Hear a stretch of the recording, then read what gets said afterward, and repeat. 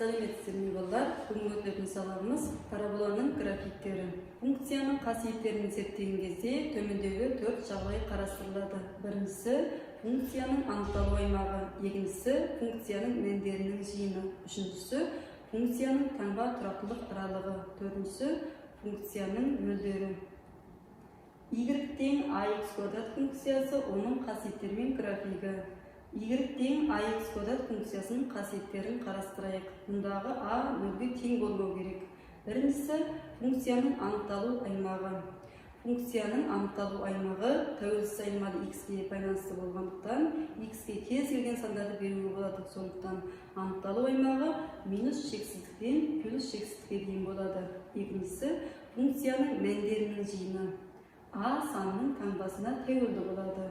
Егер a нөлден үлкен болатын болса, y тең ax квадрат функциясының мүмкін мәндерінің жиыны нөлден плюс шексіздікке дейін болады. Ал a нөлден кіші болатын болса, y тең ax квадрат функциясының мүмкін мәндерінің жиыны минус шексіздіктен нөл аралығында болады. Y тең ax квадрат функциясының бірінші және екінші қасиеттерінен мындай қорытынды шығаруға болады.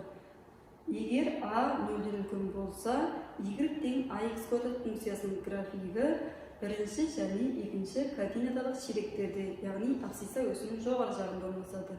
Ал a нөлден кіші болса, y тең ax квадрат функциясының графигі үшінші және төртінші координаталық ширектерде, яғни абсцисса осінің төменгі жағында орналасады. Үшіншісі функцияның таңба тұрақтылық аралығы. Y тең ax квадрат функциясының бірінші және екінші қасиеттерінен мыналарды айтуға болады. X-ің минус шексіздіктен 0, 0-де плюс шексіздік аралығында функция a нөлден үлкен болған кезде оң мәндер қабылдайды. Ал a нөлден кіші болған кезде теріс мәндер қабылдайды.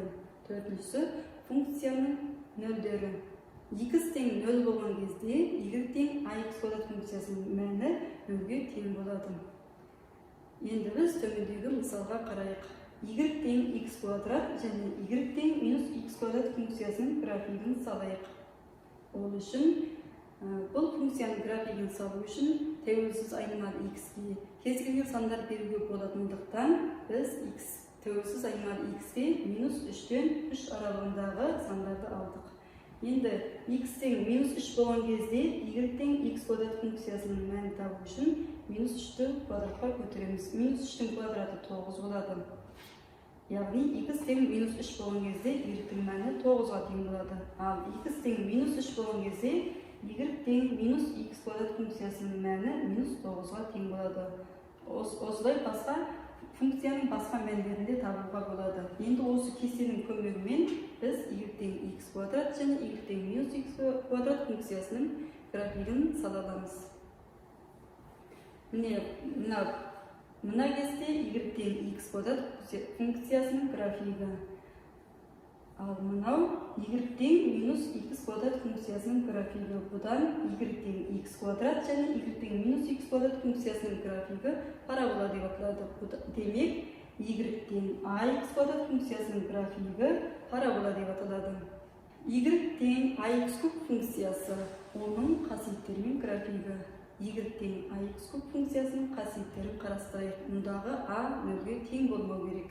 Біріншісі функцияның анықталу аймағы. Функцияның анықталу аймағы тәуелсіз айнымалы x-ке байланысты болғандықтан оған кез келген сандар беруге болады. Сондықтан минус шексіздіктен плюс шексіздікке дейін болады. Екіншісі функцияның мәндерінің жиыны.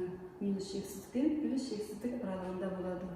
Енді осы бірінші және екінші қасиеттерінен y тең ax куб функциясының графигін қайда жататындығын табуымызға болады. Яғни a нөлден үлкен болған кезде y тең ax куб функциясының графигі бірінші және үшінші координаталық ширектерде орналасады. Ал a нөлден кіші болған кезде екінші және төртінші координаталық ширектерде орналасады. Үшіншісі функцияның таңба тұрақтылық аралығы. Y тең ax куб функциясының бірінші және екінші қасиеттерінен мындай қорытынды шығаруға болады. A нөлден үлкен болған кезде нөлде плюс шексіз аралығында функция оң мәндер қабылдайды. Ал минус шексіз пен нөл аралығында функция терс мәндер қабылдайды.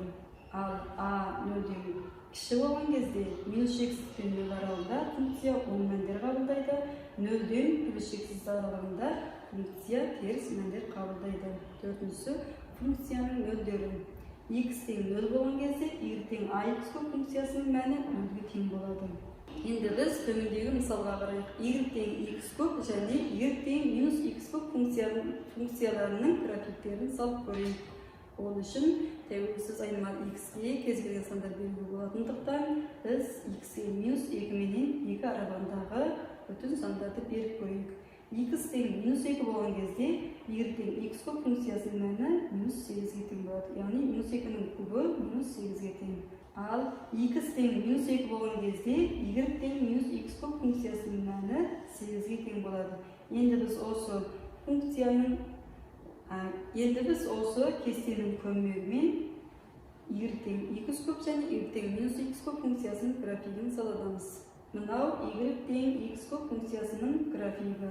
Ал мына көк түспен белгіленген y тең минус x көп функциясының графигі. Бұдан y тең x көп және y тең минус x көп функциясының графигі кубтық парабола деп аталады. Демек, y тең ax көп функциясының графигі кубтық парабола деп аталады. Сонымен бүгінгі сабағым осымен аяқталды. Сау болыңыздар.